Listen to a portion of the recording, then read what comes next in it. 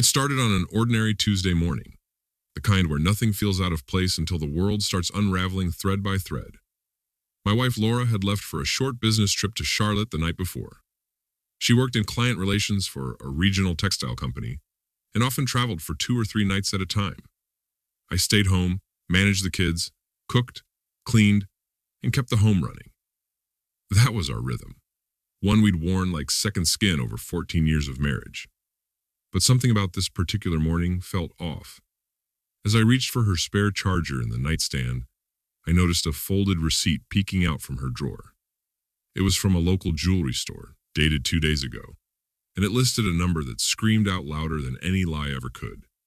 Jewelry wasn't uncommon in our lives, but this wasn't for me. And she hadn't mentioned any anniversaries or birthdays coming up.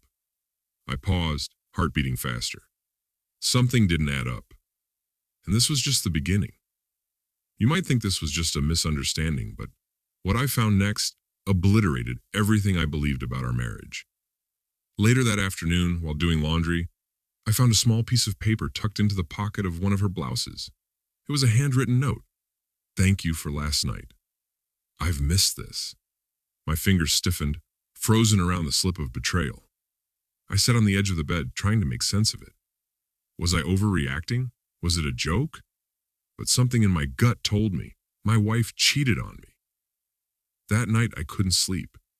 Every little gesture from Laura, every time she came home late or glanced quickly at her phone, took on new meaning.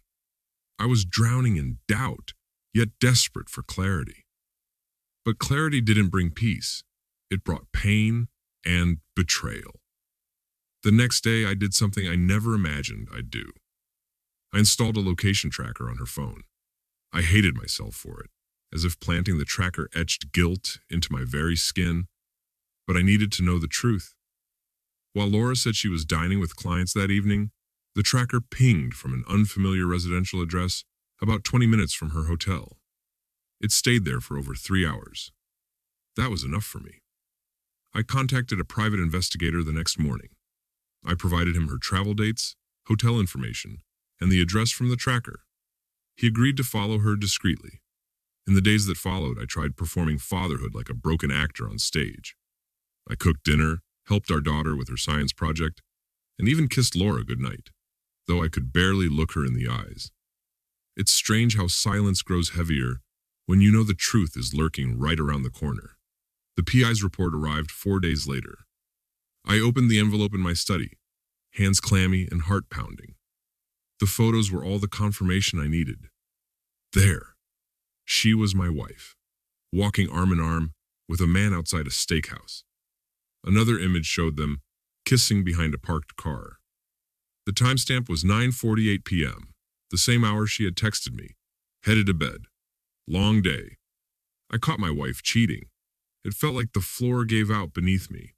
Every memory, every shared moment, every plan for the future. It all collapsed like a condemned building. But the worst part wasn't the act. It was the lies that made up the framework of our life.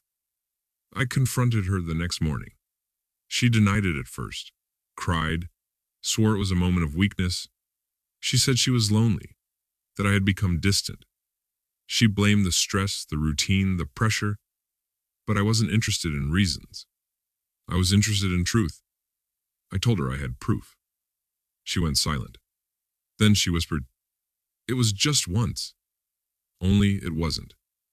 The PI's report showed a pattern. Multiple meetings, multiple men. This wasn't a mistake. It was a lifestyle. And now I had to decide, do I walk away? Or do I fight to protect the life we built, especially for our children?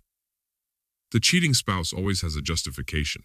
They call it passion, or escape, or even a cry for help. But all I saw was infidelity. I met with a divorce attorney that week. He explained that I could file under irreconcilable differences, and as the primary caregiver, I had a strong case for custody. I didn't want to take the kids away from their mother. But I couldn't let them be raised in a home built on betrayal. The hardest part wasn't filing the papers.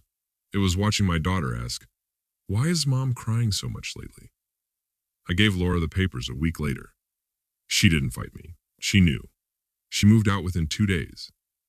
In the silence that followed, I found myself asking the same question again and again. Was I not enough? But that question doesn't help. Because this wasn't about me. It was about her choices, the cheating wife, the infidelity, the secrecy. It was all her. When you're betrayed, your heart breaks twice. First for the love you lost, and then for the version of yourself that believed the lie. Weeks passed. I began rebuilding. I joined a local support group for men dealing with similar betrayals. I was shocked at how common it was. Story after story. My wife cheated on me. I caught my wife cheating. My cheating spouse ruined my life. We were all different men, but the pain, it was identical. I focused on the kids. I started journaling. I began running again, something I hadn't done in years. Slowly, I began to forgive, not her, but myself, for not seeing the signs, for staying too long, for believing that love could fix everything. And one day, the silence in the house didn't feel so loud. It felt like peace. Laura occasionally calls. She says she misses the kids. I let them talk. I don't get in the way. But I no longer feel that old ache when I hear her voice. What I feel is freedom. She once said, "I don't know why I did it." I believe her. Sometimes even they don't know. But intention doesn't erase impact. A cheating wife doesn't just betray her partner, she betrays her family. I'm sharing this story because I know someone out there is in the middle of their own storm. You're wondering if you're imagining things. You're scared to dig. You want to believe it's not what it seems. But if you feel it in your gut, trust it. You're not crazy. You're just waking up.